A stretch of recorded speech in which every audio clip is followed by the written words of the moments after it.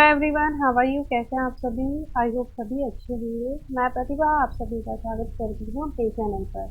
आज हम जानेंगे मोटिवेशन क्या है, उसकी क्या परिभाषाएं हैं, उसके क्या प्रकार हैं। तो जो मोटिवेशन है, मोटिवेशन शब्द की उत्पत्ति लैटिन भाषा के मोटम से हुई थी, जिसका अर्थ टू मूव यानी कोई क्रिया है, अर्थात किसी क्रिया को करने की उत्तेजना को ही अभिप्रेरणा कहते हैं। यानी जब हमारे अंदर कोई लगन होगी किसी काम को करने की, तो उसे हम बोलेंगे अभिप्रेरणा।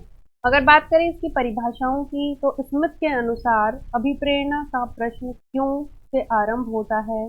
जैसे कोई विद्यार्थी क्यों पढ़ता है, यानी उसके पीछे उसका क्या मोटिव है, क्या उसका उद्देश्य है, क्यों कोई भी विद्यार्थी पढ़ता है, तो उसे ही हम उसकी अभिप्रेरणा कहते हैं। स्किनर के अनुसार अभिप्रेरणा अधिगम का सर्वोत्कृष्ट राजमार्ग है, यानी अगर अभिप्रेरणा है तभी हम अधिगम तक पहुंच सकते हैं। गिलफर्ट के अनुसार अभिप्रेरणा एक प्रकार की आंतरिक कारक अथवा स्थिति है, यानी जो अभिप्रेरणा है वो हमारे अंदर से आती है, वो हमारा आंतरिक कारक है, जिसमें क्रिया को आरंभ करने एवं सतत बनाए रखने की प्रवृत्ति पाई जाती है। यानी हम अभिप्रेरणा से ही किसी भी क्रिया को शुरू करते हैं, आरंभ करते हैं और फिर उसको कंटिन्यू बनाकर रखते हैं। थॉमसन के अनुसार अभिप्रेरणा विद्यार्थियों में रुचि उत्पन्न करने की कला है, यानी अभिप्रेरणा के द्वारा ही विद्यार्थियों में रुचि उत्पन्न कर सकते हैं कि वो किसी भी चीज को सीखें, उनके अंदर जिज्ञासा उत्पन्न हो। बर्नार्ड के अनुसार जिस लक्ष्य के प्रति कोई रुचि नहीं थी, उस लक्ष्य के प्रति क्रिया की उत्तेजना को ही अभिप्रेरणा कहते हैं। वुडवर्थ के अनुसार क्रिया की ऐसी स्थिति जो व्यक्ति को निश्चित उद्देश्य की प्राप्ति के लिए निश्चित रूप में प्रेरित करती है, अभिप्रेरणा कहलाती है।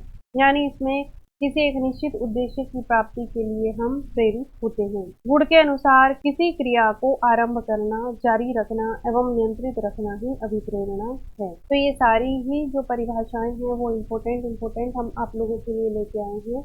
आप इन्हें अच्छे से समझिएगा। अभिप्रेरणा की विशेषताएं। अगर हम बात करें विशेषताओं की, तो अभिप्रेरणा लक्ष्य उन्मुख होती है, यानी हमें हमारे लक्ष्य तक ले जाने वाली होती है।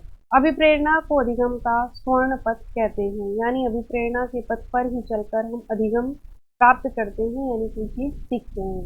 प्रत्येक व्यक्ति में अभिप्रेरणा की मात्रा भिन्न भिन्न होती है, यानी एक ही घटना से कोई बहुत ज्यादा प्रेरित हो सकता है, किसी की अभिप्रेरणा ज्यादा जागृत हो सकती है और किसी की कम।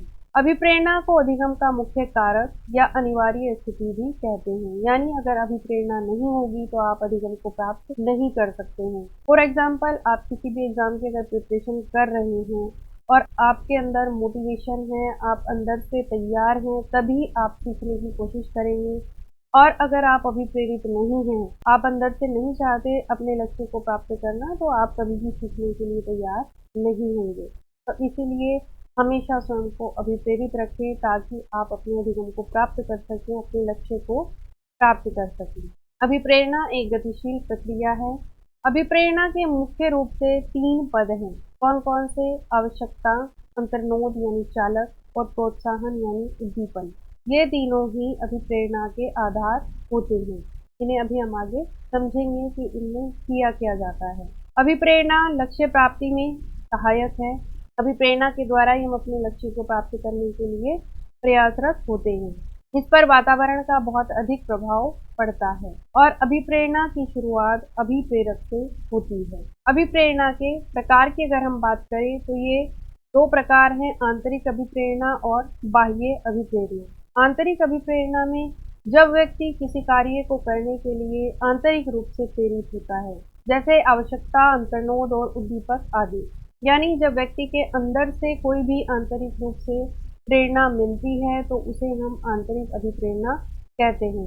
आवश्यकता यानी आप इसे ऐसे समझ सकते हैं, अगर हमारे शरीर को ये महसूस हो रहा है कि हमें भूख लग रही है, तो वो हमारी आंतरिक अभिप्रेरणा आप उसे मान सकते हैं। तभी हम खाना खाने के लिए आतुर होंगे, हमें लगेगा कि जल्दी जल्दी हमें खाना मिल जाए, क्योंकि हमें बहुत ज़्यादा भूख लगी हुई है। तो वो क्या है? वो हमारी आवश्यकता है। तो इसे कहेंगे हम आंतरिक अभिप्रेरणा।